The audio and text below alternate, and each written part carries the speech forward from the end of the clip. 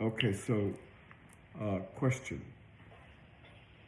Yeah, so I have first question related to ego mind. Okay. Why would the ego mind want to shift to total presence? Like, wouldn't that lead to the destruction of it? And like, if I'm meditating despite this, like I'm assuming meditating is like shifting to total presence. Like, what is the force that is making me do it? Making you do which one? Meditation. Probably the intellect. You're saying, okay, just like anything else in life, I have to put some effort into this. And, if I want to have a nice body, I have to go to the gym and I have to eat right. So the ego says, let's do this instead of doing that. It's just common sense. I mean, if your mind is not at peace, if you suffer during the day, if you don't have control over your existence on this earth, it'd be natural to want some control over it so you don't suffer as much. Is that what you mean? I don't understand. Yeah, yeah, yeah. So like suffering is a phase wherein ego mind stops believing in itself. Hopefully. And recognize. Okay. Yeah, suffering is actually, it's not necessary, but for many people, they insist on having it before they make any positive steps. But how can one arrive at the conclusion that ego mind is not enough if they are not suffering at all? They don't necessarily, but some people are very, very, astute. They're smart. They're not stupid. So they recognize that, hey, this human life is basically you struggle. As you struggle, you rest. You struggle, you rest. What's the meaning of it? Other people find that in their art, in their painting, in their poetry, in their writing, they discover, hey, wait a minute, there's maybe something here. There's something deeper inside me. And those people get there that way, right? Because they realize if they want to go deep into what it is to be a human, they have to.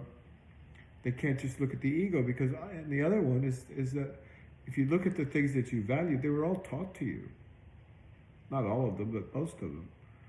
And if you look at if someone travels and they see more than one culture, they begin to see that, wait a minute, these things that I value so much, some of them are arbitrary, right?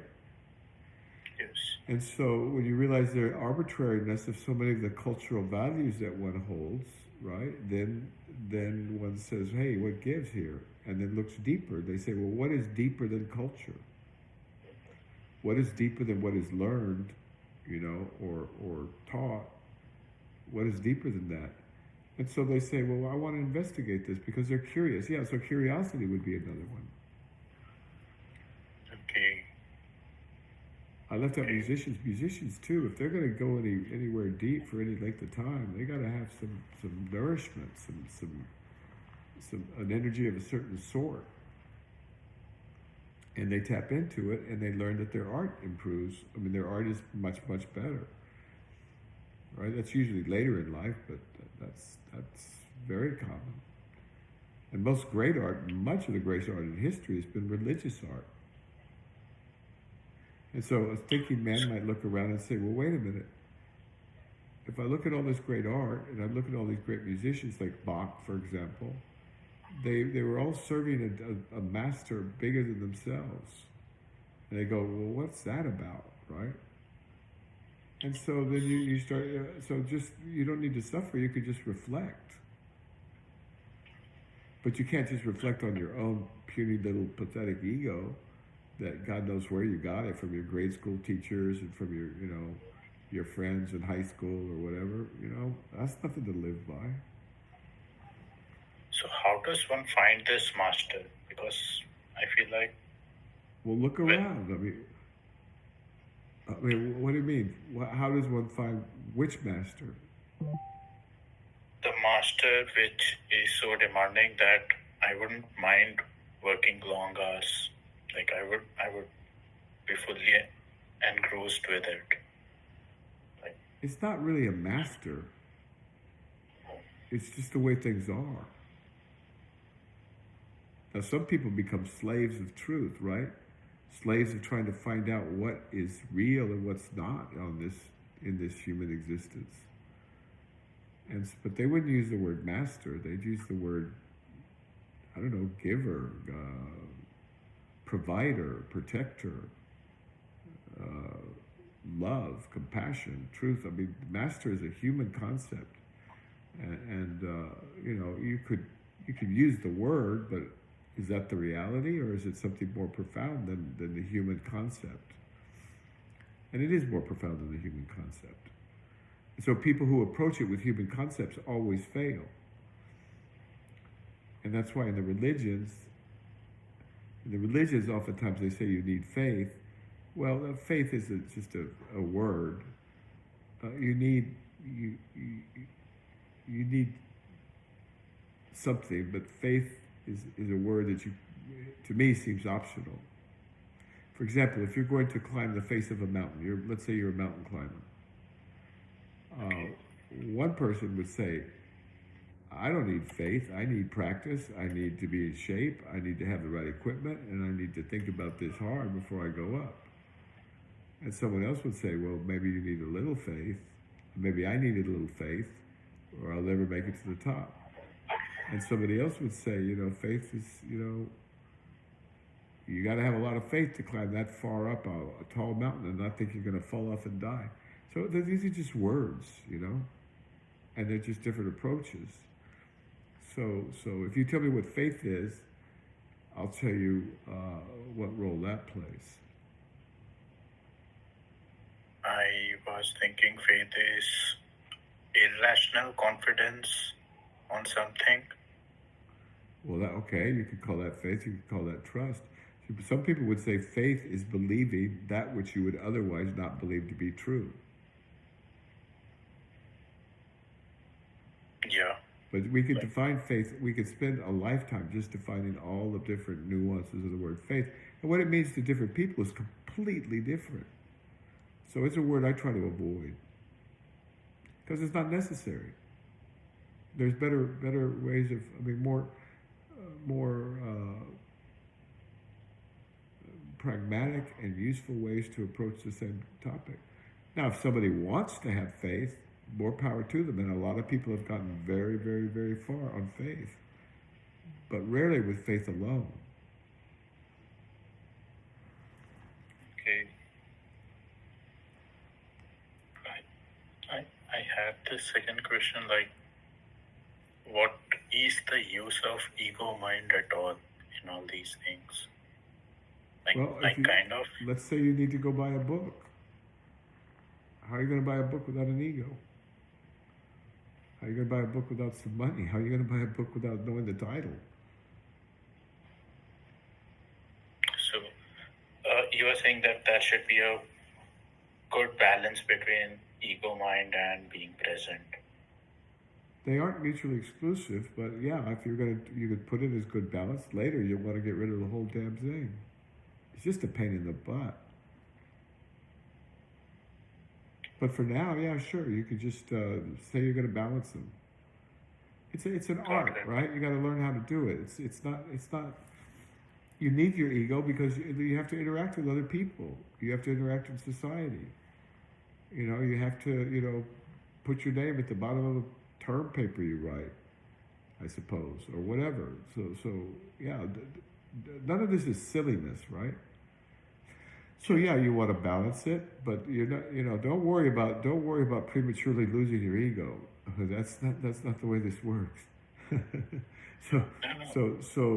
But towards the later, depending on how far you evolve, then you'll have less and less and less ego, and that's what we call mature people. The less ego they have in general, it correlates very highly with the more mature they are, the better they are to be around, and the smarter they are, because they don't have fixed agendas. Let me tell you a story. when I was your age, even younger, I happened to be at MIT with a friend of mine, and there was a bunch of neuroscientists, 4 of them. These guys were my heroes. And somehow or another, the Dalai Lama hadn't been invited. And they each got up and gave their presentation, and then afterwards people would ask questions. And it became apparent to everyone in the room that when the Dalai Lama asked questions, not only did he deeply grok what they were saying, but also his questions were devastating because they were so on point. And it wasn't until later that I realized that the reason he mopped the floor with these heroes of mine, these are very, very brilliant neurobiologists and other neuroscientists, was that he didn't have an agenda. He wasn't trying to promote himself or his ideas. He was trying to understand. And because here's an intelligent man who's trying to understand, it was devastating to the egos of the professors, who almost by definition are like egos defending a particular, academic or research position. And so it was a real lesson to me. I didn't quite absorb it for years later, but that's what happened. It was wild. And I didn't think about Buddhism or the Dalai Lama or any of that stuff for quite a while later. Maybe a little Zen. So that does that help illustrate it? Yes. Okay, good. Yes. I had this theory, and I don't know whether that's right or wrong, but my theory is ego mind is fine if used for predicting things that are not complex or not far away in time, because with time things will become complex. Give an example. Like solving a mathematical problem. You don't need to think a lot. There are not a lot of moving variables.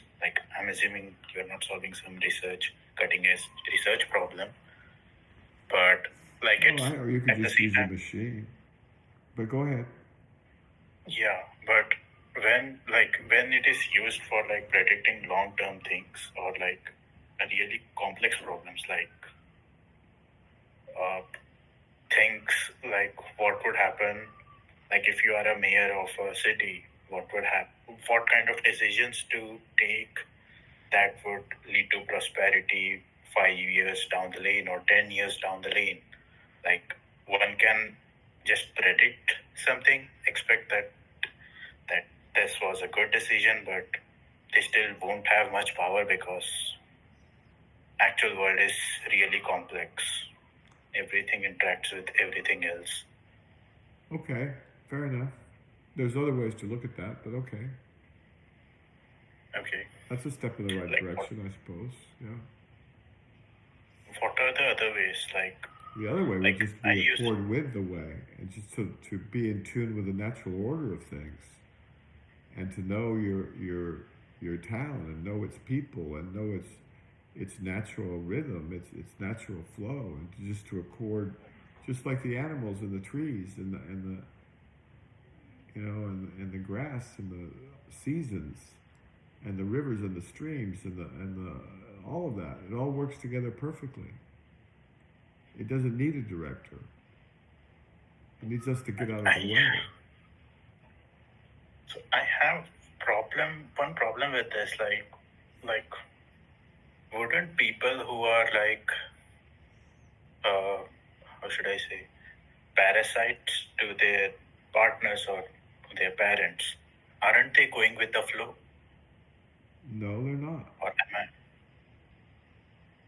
No, there's just two sets of pathology interacting with each other. Okay. I mean, humans should not be parasites on one another, in my opinion.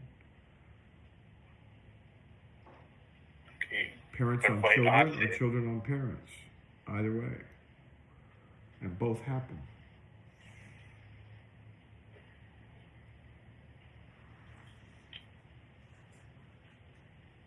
Okay, yeah. Okay. I think I brought this question up few weeks ago Like, my question was, like, how is near-death experience different than being enlightened? Like, I have heard that people that with near-death experience Okay, well, the first thing you have to do is clarify what you mean by being enlightened. Some people mean waking up. Yes. Yeah, that's not how I look at enlightenment. For other people, enlightenment is the perfection of life, right? It's a process. It's a long process, and it requires wisdom. So let me make a point. Because if you've woken up, but you have no wisdom, you're a danger to yourself, and maybe to others. And I've seen this over and over, including in myself. Now, if you have insight and wisdom, now you're doing something, right? Now you're accomplishing. Now you're able to do something. So, if I had to choose between waking up and having wisdom, I'd definitely choose wisdom first. But wisdom's, hard to come by. It takes time and discipline and effort and self-control and all kinds of other stuff. So which kind of enlightenment are you talking about? Are you talking about waking up?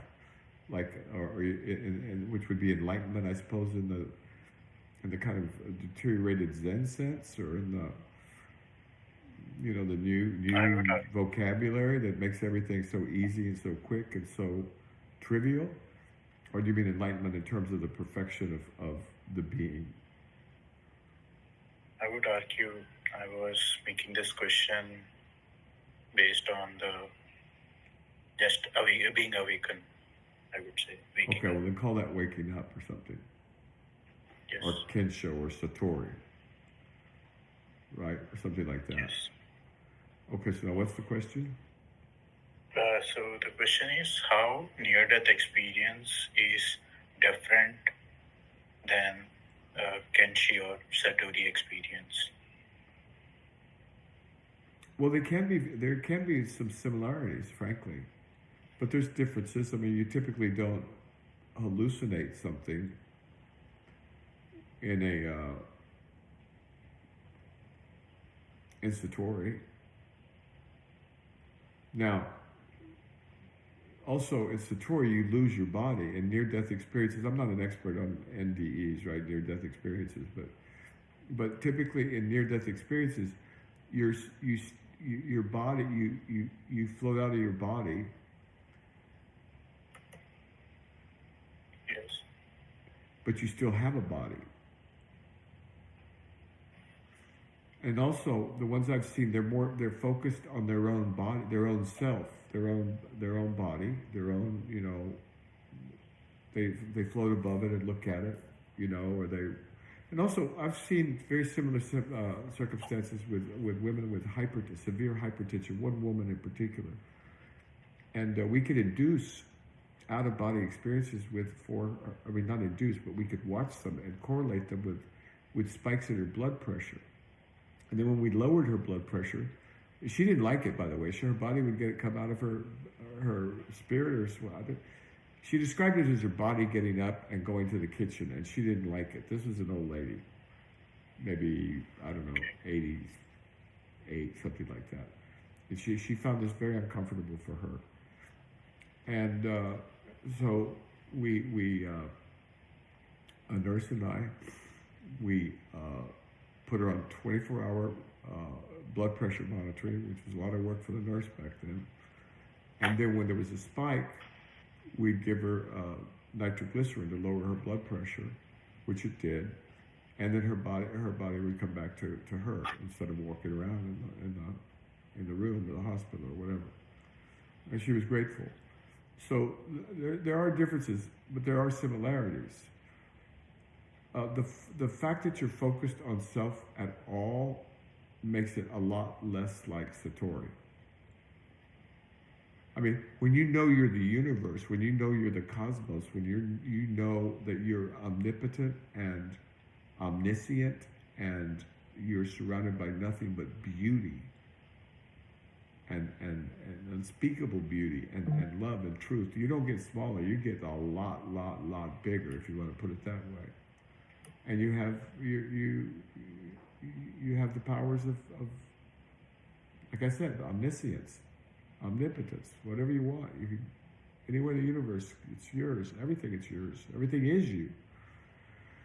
Now, I don't know that happens in near-death experiences. I have to look into it, but something similar does happen, and it certainly is very salutary for many people. So, now, there does tend to be a down-regulation of the brain, which also occurs with hallucinogens and estrogens and psychedelics, those things that people also ascribe profound experiences to. So down-regulating brain activity, surprisingly, is the common denominator. And so it appears that by depriving the brain of oxygen, sometimes people who are, they play that strangling game where they strangle themselves. Yeah. Kids do. You ever heard of that? Yeah. Okay. Well, that also downregulates the brain. So that's like a bad taste of a good medicine, maybe. And so this is the commonality. It's recently understood, and I think it's exciting because it helps us understand what blocks us sometimes. So I'd be surprised if in Satori there's not a major downregulation of brain activity. Paradoxically. Okay. I remember you saying that in NDE, when the brain just gives up, mind basically gives up, and that basically leads to peace. Oh yeah, well that's for sure. Yeah. No, that's my own personal experience with an NDE. And yeah, but it's peace is different. Peace and human peace of mind is very different than Satori or waking up or Kensho. In those states, you are the universe. You're effectively God, right? But God is a word, and again, words always get us in trouble. No, you are it. You're not one with it. You are it, and there's nothing that you cannot do or understand or perceive. It's wild. Yeah. So, only things can be pointed towards it, right? One cannot explain it. No, one cannot explain it. No. But I think it's important that we start trying and we start, because I'm hopeful that this is the future for all humanity, right? Because as the AIs get smarter and smarter and smarter, there's only one thing we have that they don't. Consciousness. Yeah, this capacity and consciousness, which is a gift of you could call it a gift of God. I don't understand why we have it and they don't, except scientifically. Now, once we start mixing it with biological material, then all bets are off, and they will have consciousness, and they will have vastly more intelligence, and I don't know what happens then. But I remember sorry, go ahead. No, finish your question. Yeah, so my question was, does every thing in this universe have consciousness, like the sand particle or anything? No, where would you get that idea? Okay. That's panpsychism, right? That's this bad philosophy. That's panpsychism. Everything is made of consciousness, but that doesn't mean it has consciousness. What does that Let's take mean? a table. Let's take a table. A panpsychist would say, this table is conscious, right? Now let's take one of the legs off the table. A panpsychist would say the leg's conscious, right? Yeah. So how do we put all this together? And then you take the little pad at the bottom of the foot of the table. There's a little rubber or wooden pad there to keep it from scratching. And you take that off. First of all, is that still a table? I'd say it's not a table, but somebody else could say, yeah, it's part of a table. But is it conscious if it's no longer part of this conscious table? And they would say yes. They'd say everything's conscious. Well, that's just a way of avoiding the question of consciousness, in my opinion. And it's sloppy philosophy. No, I think I may have confused it. So I remember you, not you, like saying that everything is made up of consciousness, right? It's made up, but that doesn't make it conscious. Conscious is living, alive. It's like a flame. It's like a wind. It's like light upon light. It's alive. It's the opposite of dead. It's the opposite of stagnant. It's the opposite of fixed and immobile. In the sense that I mean it at the moment. So is it like defining a fire? Like there is nothing. It's just change of reaction. I'm not sure about that. Well, fire we typically define as flame, no? Yeah, but what is it? So what is flame? So we could tear it apart, do this and that. I was using it as an analogy because the sensation in Satori is like flame-like, it seemed to me. Everything was a flame, but it was a flame with love. It was a flame with beauty. It was the most alive thing I've ever encountered in my, it's not, you can't put it into words. But it's certainly not a piece of a table. Although the piece of a table would appear, that beautiful because it's made of consciousness. Everything's made of consciousness. So why are the humans the only animals who are aware of this consciousness? I'm sorry, what? Why are humans, or would also include all living beings, have the ability to be aware of this consciousness? They do, to the extent that they have the cognitive capacity to. See, the only people that get lost are the ones with minds. This is what happened. For some reason that's totally not understood, humans developed the capacity for language and symbolic thought. With this symbolic thought, they started representing the world in symbols and metaphors and language, in words. Then they got lost in their own words, right? It's like the Garden of Eden where Adam and Eve, they get knowledge, they get a little knowledge. And the knowledge is of good and evil. Well, those are both concepts, right? Those two concepts were the beginning of the end for them, and so they get booted out of the Garden of Paradise, and now they live in the world we live in because they live in concepts, not in reality. And that's the problem with modern man. And now the animals don't have this problem, so they don't need to be enlightened. They're already there. I mean, it gets complicated, but basically, what need do they have of it? They are it. But us, we get caught in our egoic minds with all its symbols, all its words, all its maps of the territory, and we mistake it for the territory itself. So going back to that example of the guy who's running a town, how can he run it? Well, if he's running it from some theory that he learned in college, that town's going to get in trouble. On the other hand, if he just watches the farmers, go get their seed, and other people provide it for them, and he watches them put it in the ground, and he watches the rain come, and he watches the crops grow, and he watches other, farmers harvest, and so it all takes care of itself. When you start getting into the mind and all this symbolic stuff, that's when you get into trouble, and that's what all this human suffering is from. 99% of human suffering, at least, is psychological, and it's because we have concepts around everything instead of the thing itself. Now this is basic and this is important and this is true. So it's not that everybody wants you to be stupid when they say drop concepts. They're saying, we want you to understand that concepts are never the thing itself. The word love, I mean, what relationship is the word love to love itself? Almost none, or none really.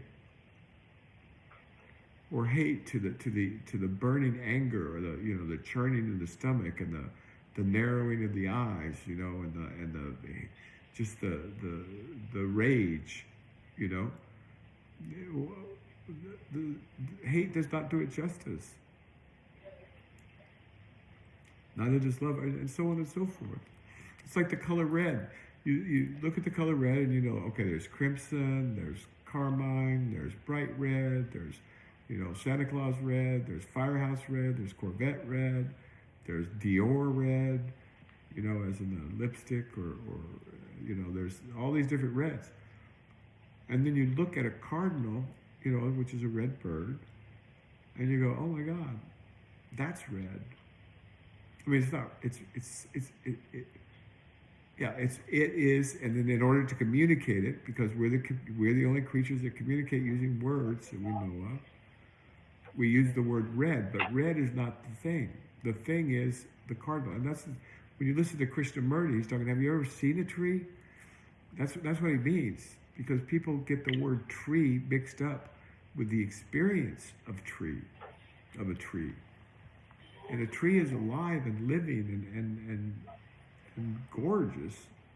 It's a relation to the sun and to the earth and to the ground and to the creatures and to the birds and to the seasons. And it's just like, oh my God, this is like, but there's not going to find it in a word unless, you're a poet. That's what all poets do. I mean, that's what great poets do, is they put into words that which cannot be put into words. That is poetry. Now, all of that would be unnecessary if we didn't live in our minds, in our egoic minds of symbols and abstract concepts and maps instead of the territory. Right?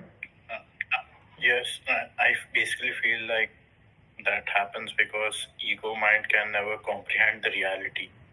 So it just chunks it down into smaller portions, like you said, having concepts, discriminating things, or labeling things. That's what it does, exactly. And what is the second line of the Tao Te Ching? The second line of the Tao Te Ching is, names can be given, but not permanent labels. And that's just obviously true. Names can be given, but not permanent labels.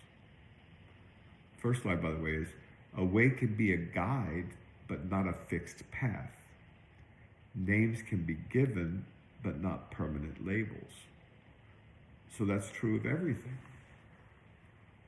Because nothing is permanent in this universe that we live in. Everything's changing always. And so the thinking man begins to realize that, hey, this is true. So what may be in fashion today may be worthless tomorrow. And you can, if you just look at a little bit of history, you can see that that's true. Yeah, things change over. Like nothing's permanent. Nothing lasts. Beauty does not last. Popularity does not last. Being interesting does not last. A job does not last. So what does last? What is it that doesn't change? And so that's another route that people come to this realization by, is they just contemplate, hey, wait a minute, everything else is gonna fall apart and die. What doesn't die? And then there's this very pleasant surprise when you discover that you're not gonna die. You weren't born. And so now you have, what the humans would call immortality, but it's far more than that. Far more than that. I was gonna say the thing that remains same would be the fact that things change.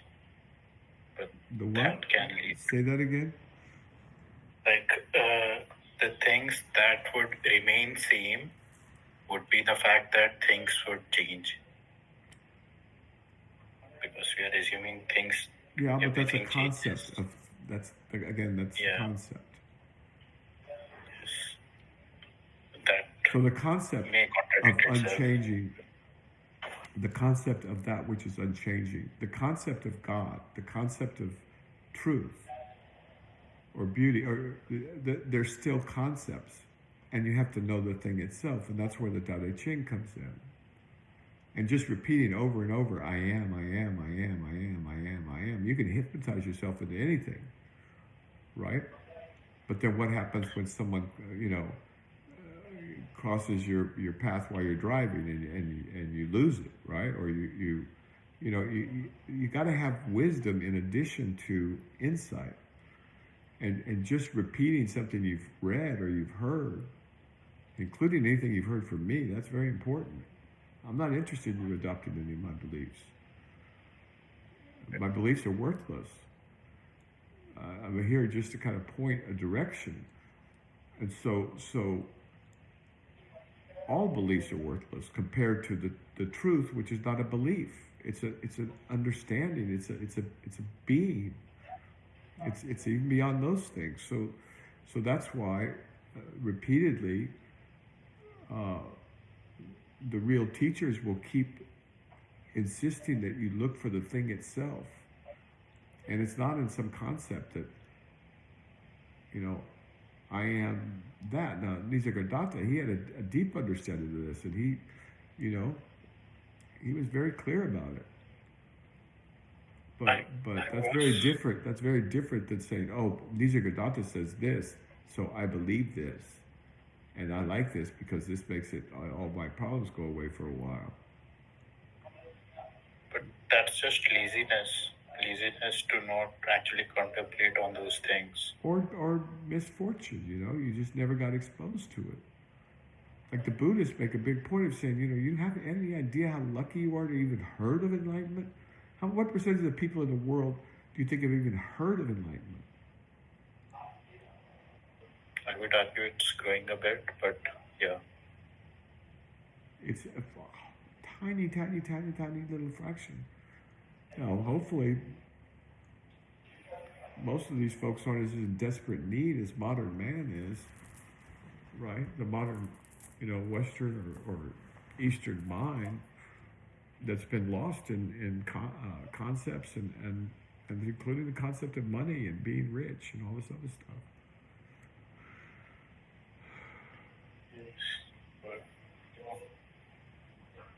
I had this other question as well, like how does one contemplate on who am I? How does one contemplate on what? Who am I? The question. Who am I? Yeah. Or am I not in that stage yet? Okay, let's see. Let me think.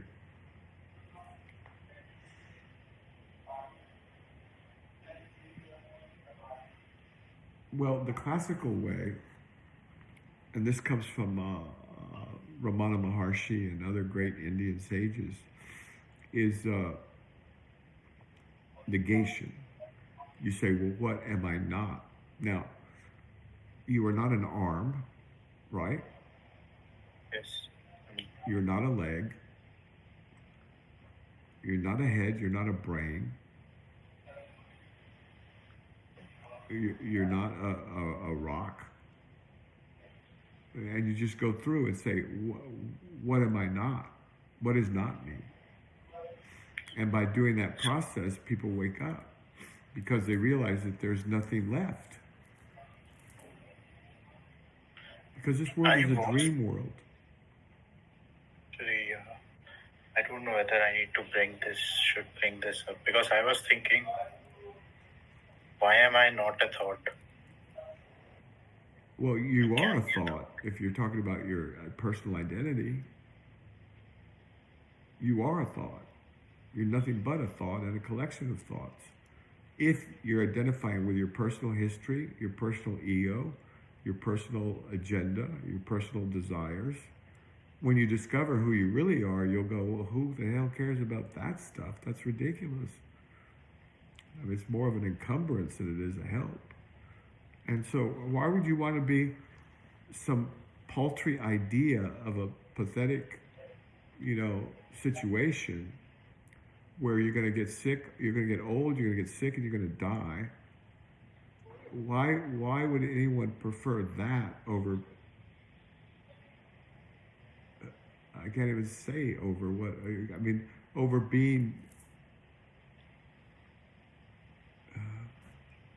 let's call it truth itself, or the universe, or God, or again, concepts, beyond what you really are. And so whenever you're thinking about yourself, you're reducing yourself to that. And whenever you can escape from that prison of the egoic self-preoccupation, then you're the closer you get. So repeat the question again. Do you remember it exactly?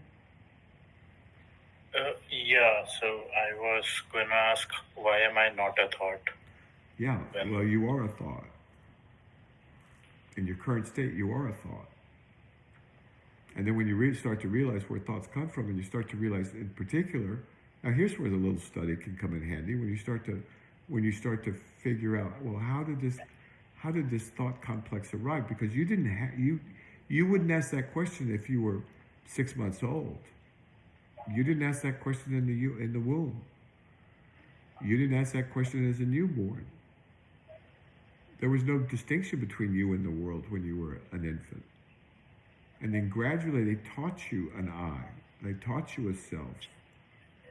And you learned it, you adopted it, now it's so deep you can hardly get it out. But you can get it out. And when you do, you're free, finally, permanently. Yeah, that... Does that make sense? Am I making sense? Yes, but Okay. I can't fully understand, to be honest. Well, I think it's important to go back through this tape and to study. I mean, to go review the parts you don't understand. But the question was, Yes. Why am I not a thought? And I'm disagreeing with the premise of the question in the strongest possible terms. I'm saying you are a thought. You're a collection of thoughts, a bundle of thoughts. And not only your thoughts, but the reinforcement of everybody else's thought.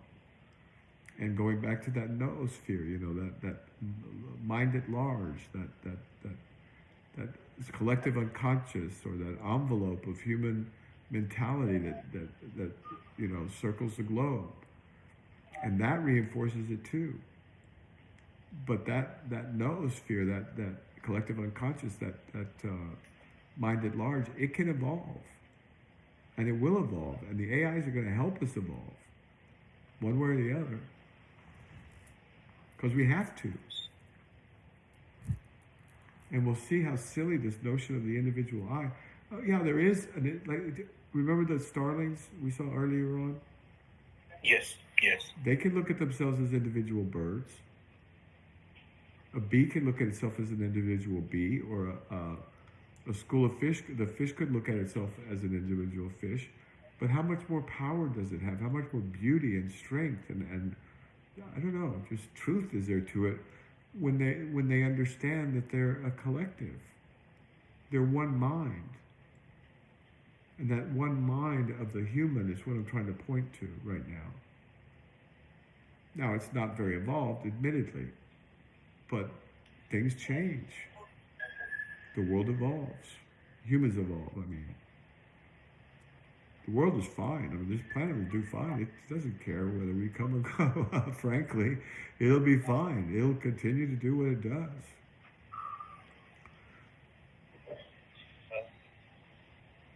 And if it ends, or when it ends, or whatever like that, doesn't matter. There's another one. Endlessly, infinitely. You can't even begin to describe, much less imagine, the power we're talking about here.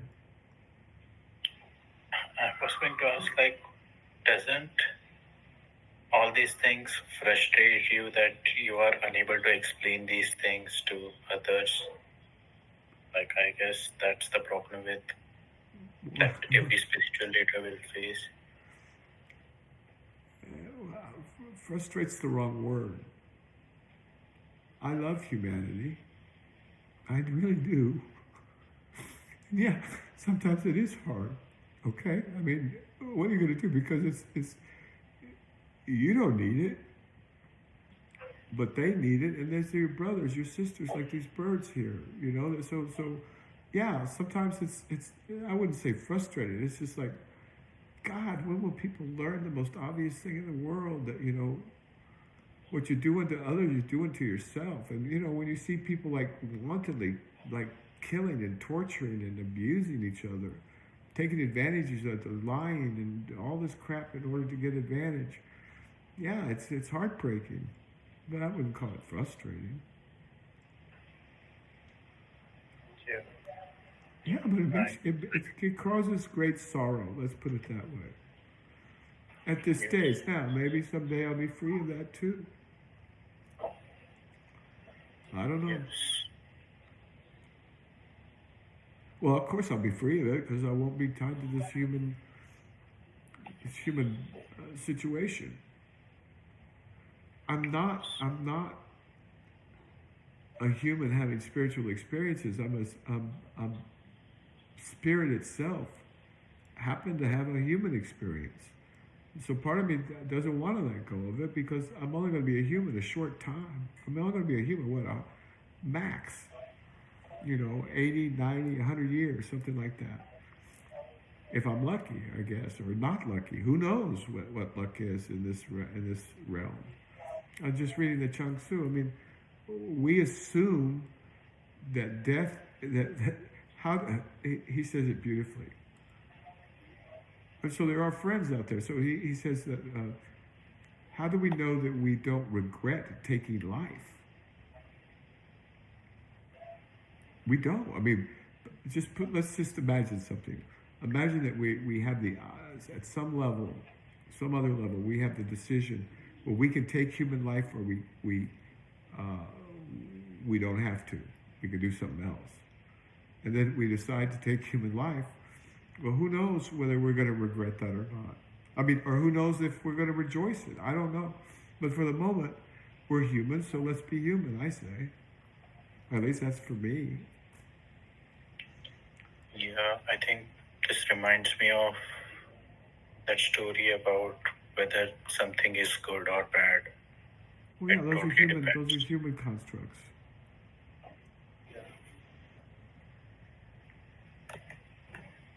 Yeah. I think that's it from my end. Okay.